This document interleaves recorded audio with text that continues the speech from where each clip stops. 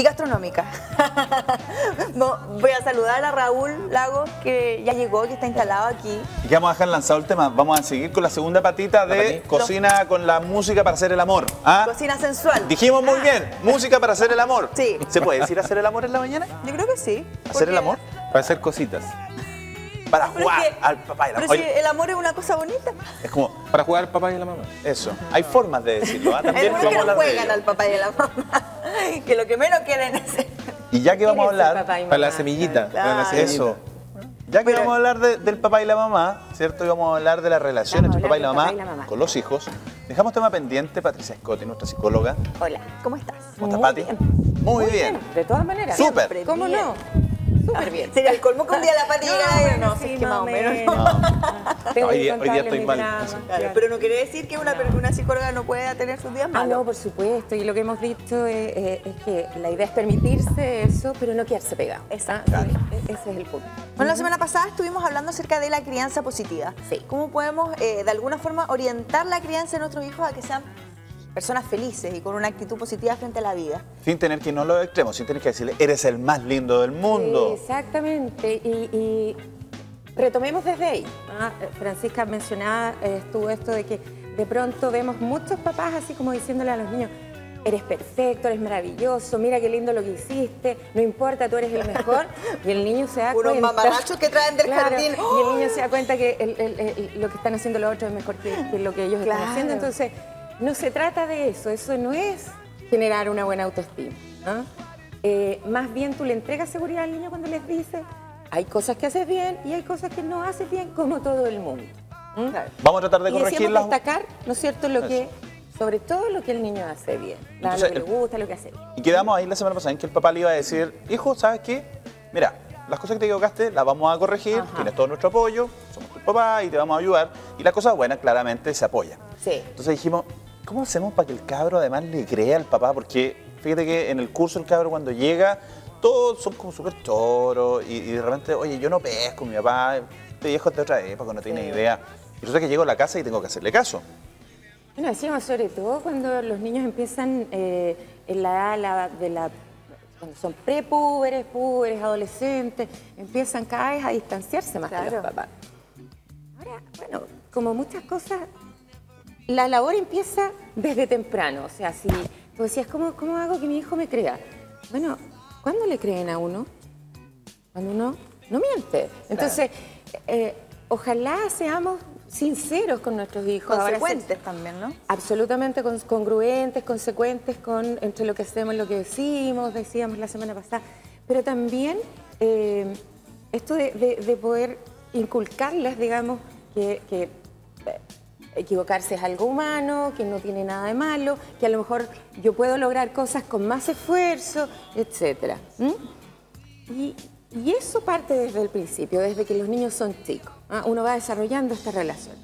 Ahora fíjate que algunas personas en el Facebook me preguntaron, bueno, pero cuando tú ya tienes hijos adolescentes y de alguna manera no partiste desde que ellos eran chicos, Claro.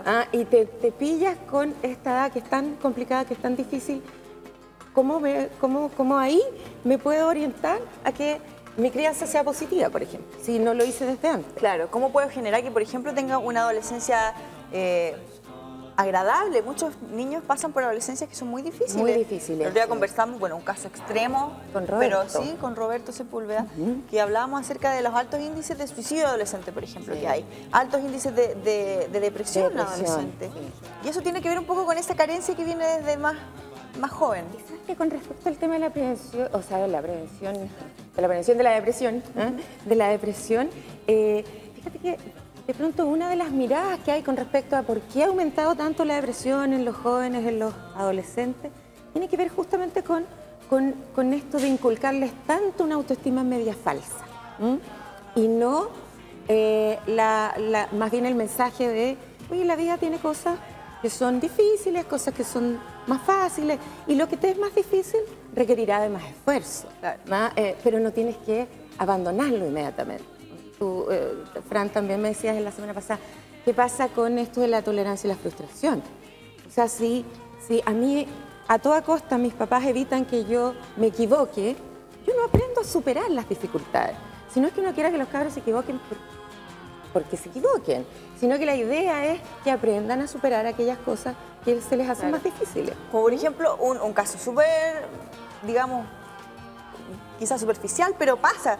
Niños pequeños que ya juegan con los papás y pierden un juego de cartas, un juego del Monopoly, el Ludo, y se vuelven locos. Y se pican mucho. Y muchas veces los papás, para evitar estos berrinches, los dejan ganar. Y ahí es como un ejemplo súper básico de lo que, del punto al que vas, ¿no? Claro. Ahora, por ejemplo, en ese tipo de cosas, voy a insistir en los equilibrios. Voy a insistir en los equilibrios. ¿Cómo hago, digamos, que el niño aprenda que puede ganar y puede perder?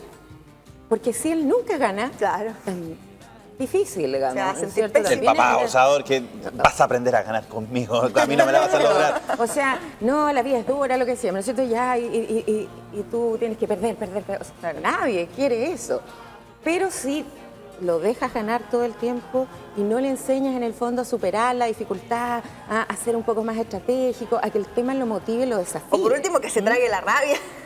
Y que aprenda, bueno, y de repente también esto de que decíamos, no podemos evitar que las emociones afloren, y a lo mejor a mí me da rabia perder, ya, está bien, pero dos cosas. Una, la rabia la puedo manifestar de distintas formas.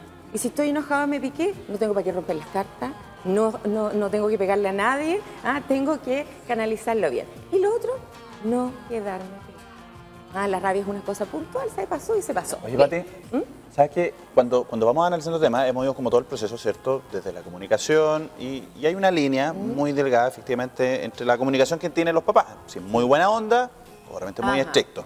Pero por sobre todo, yo creo que si hay algo que une todo esto, tiene que ver con la credibilidad que tiene el papá sobre el hijo. Y fíjate que desde muy pequeño hay detalles que probablemente los papás no notan, porque lo consideran que es parte del común actuar, que tenemos todos incluso, qué sé yo, desde que él llaman por teléfono, di que no estoy, di que no estoy, porque no. Y el cabro chico mientras está jugando, Dice mi papá que no está. dijo que no está, y el cabro chico tiene 4 o 5 años y se dio cuenta que no está, pero sí está. En fin, y estas cosas se siguen repitiendo. Oye, vienen a buscar todo, no, dile que mañana porque hoy día voy a estar fuera de la ciudad, qué sé yo. Sí. Entonces probablemente ese niño cuando crezca le va a perder credibilidad a su papá. Cuando el papá le vaya a decir, oye, te lo digo porque yo sé que soy tu papá. ¿Y qué es? Tú mientes. ¿Cómo me dices a mí que no mientas si yo veo que tú mientes todo? Me pides que no grite y tú gritas. Y tú gritas, exacto. La credibilidad tiene que ver con varias cosas, pero hay dos que son fundamentales que las has mencionado. Que, primero, que yo sea congruente entre el discurso que tengo y mis acciones. Si yo tengo un discurso, pero mis acciones muestran una cosa distinta, ¿no es cierto? No hay que mentir y yo claramente miento. Obviamente eso genera falta de credibilidad, falta de confianza y bueno, yo tiendo a imitar, ¿no es cierto? Los niños tienden a aprender más por imitación, decíamos, que por lo que escuchan. Pero por otro lado también el tema de la credibilidad tiene que ver con que tú, digamos, no intentes ni por muy buena tu intención, falsear cosas. Y quiero insistir en que hay maneras y maneras de decir las cosas, porque tampoco es esto brutal, así como, no, si tú eres malo para eso. Tampoco se trata de decir, no, olvídate, tú nunca vas a lograr ser eso. Pero sí decir, hay cosas que probablemente pueden que te cuesten un poco más. Y hablando de las líneas del gas de las que mencionabas, Yusef, tampoco tenemos que enseñarle a los niños a ser absolutamente esa honestidad que raya, ¿no es cierto?, en la desubicación o en la crueldad, ¿cierto? O sea, también es cierto que uno tiene que ubicarse. Entonces, ¿cómo enseñamos a los niños a ubicarse? Y eso tiene que ver con que tú puedes decir las cosas de otra manera. Y hay cosas que son adecuadas de decir y cosas que no son adecuadas de decir. Pero insisto en esto de partir desde el principio.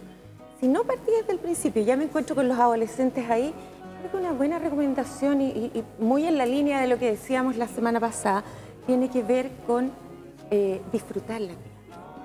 No asumirlo como una cosa tan terrible, una carga, complicada, como una tremenda carga, como un castigo. Entonces, se supone que tú...